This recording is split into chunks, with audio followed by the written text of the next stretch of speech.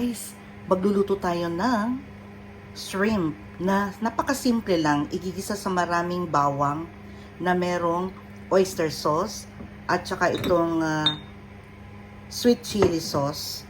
And then with lemon at saka yung cube na shrimp.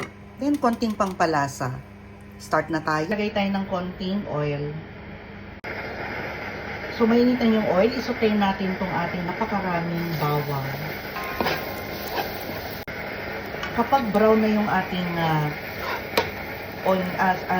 garlic, ilalagay na natin ang ating sibuyas.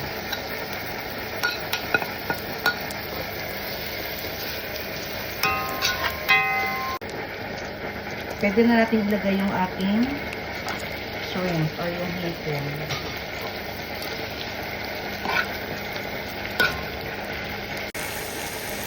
Then, ating takpan for about 3 minutes. Then, tislahan natin. Paminta.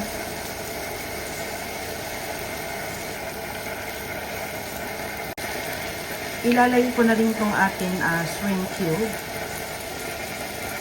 para matunaw.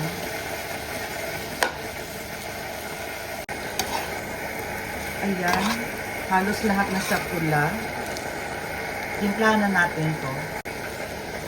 Maglagay tayo ng konting oyster sauce.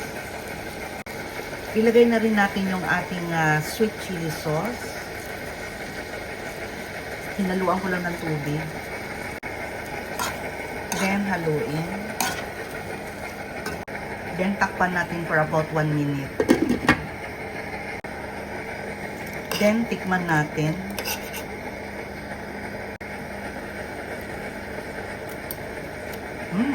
Masarap. Lagyan ko ng konting lemon.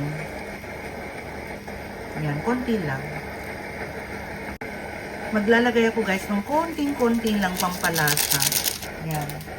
And then last na yun. Tikman na natin ulit.